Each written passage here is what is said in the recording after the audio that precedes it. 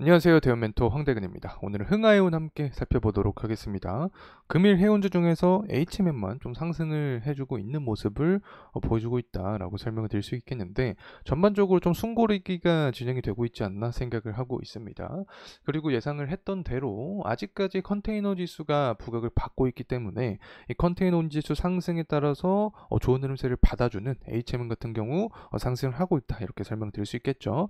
하지만 발틱 운임 지수도 급등하는 모습을 보여주고 있습니다. 아직까지 시장의 관심을 받고 있진 못하다. 자, 이렇게 말씀을 드릴 수 있겠는데, 만약에 시장에서 발틱 운임 지수에 좀 눈을 돌리게 된다라고 하면 흥하이온도 관련된 모멘텀을 받는 종목이기 때문에 좋은 흐름세가 유지될 가능성이 있다라고 생각을 합니다. 그래서 이 발틱 운임 지수에 영향을 줄 수 있는 철강석 가격의 동향도 체크를 해보고 하반기 모멘텀 함께 알아보는 시간 갖도록 하겠습니다. 자, 우선은 가격적인 흐름세 살펴봐야겠죠. 금일 흥하용 같은 경우 소폭 상승에 대한 모습을 보여주고 있는 상황입니다. 계속해서 흥하용 같은 경우에는 블록들 관련된 리스크가 존재를 하면서 다른 해운주들이 상승했던 시기에도 하방 압력을 받았던 이력이 존재를 한다라고 설명을 드렸고, 이제는 어느 정도 시장에서 내성이 생겼지 않았나라는 말씀을 드렸다. 자, 이 시점을 기점으로 해서 가격 안정화 구간을 거치고 현재까지 상승 탄력을 받고 있는 상황이다라고 해석을 할 수 있겠죠. 특히 흥하용 같은 경우에는 단기적으로 봤을 때 강한 변동성을 보여주는 종목이죠. 상승 탄력을 다 생각을 해봤을 때도 정세가 악화되는 모습, 운임비가 급증할 것이다라는 우려감이 시장에 뿌려졌을 때 강한 모멘텀을 받는 그런 종목이기 때문에 하반기 글로벌 정세가 악화될 가능성이 존재할 때 흥하용 같은 경우도 추가적인 상승 탄력 가능성이 존재하지 않을까 생각을 합니다.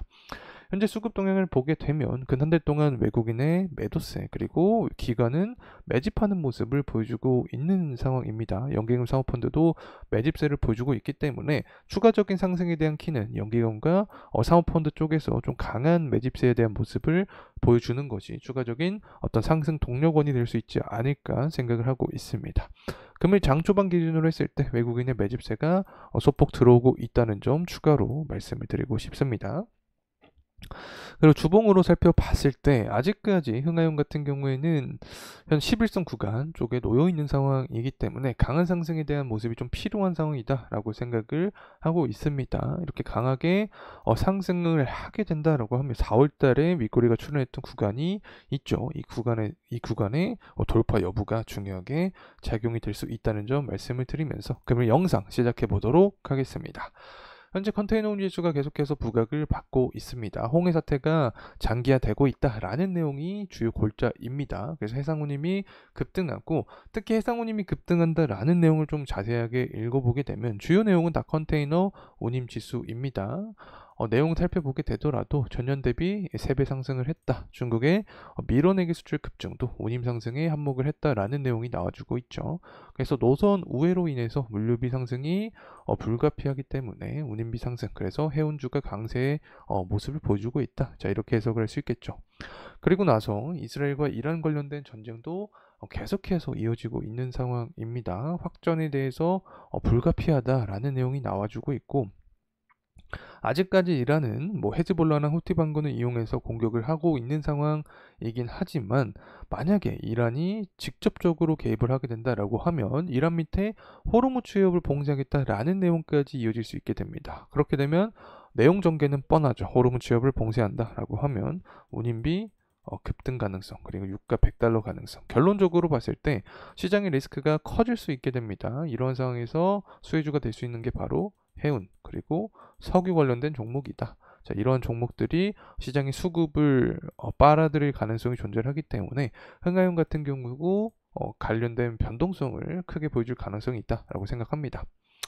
어쨌든 현재 상하이 컨테이너 지수가 계속해서 고공행진하고 있는 모습을 보여주고 있고, 이것 때문에 사실 최근에 발틱 운임지수 상승세가 좀 묻힌 경향이 있습니다.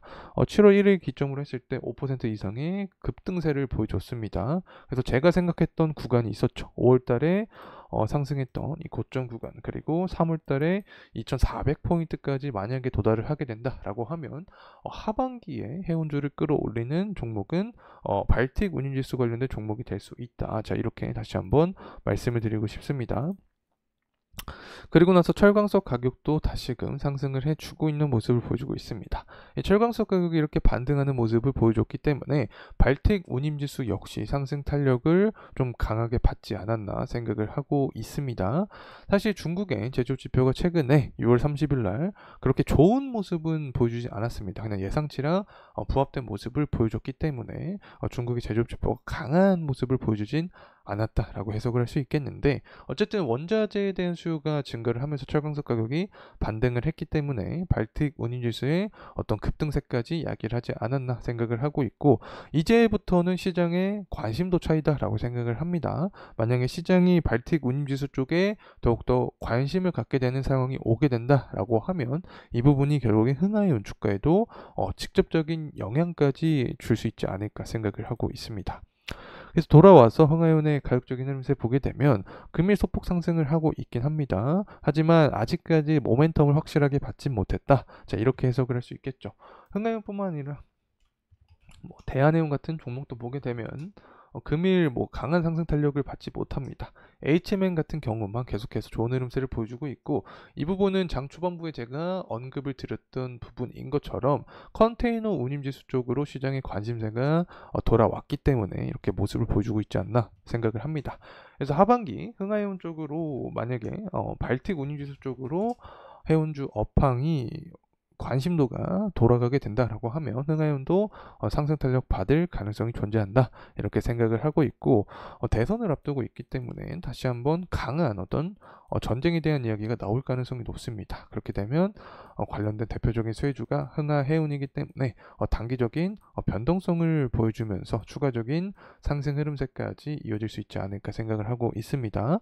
그래서 이런 단기적인 변동성을 이용하시는 분들에게 좀 적합한 종목이 흥하해운이다. 그리고 글로벌 정세적인 부분은 제가 계속해서 추적을 하면서 여러분과 공유할 예정에 있으니까 저와 흥하해운 계속 함께 나아가면 좋을 것 같습니다. 자, 이상으로 흥하해운에 대한 영상 마무리하도록 하겠습니다. 감사합니다.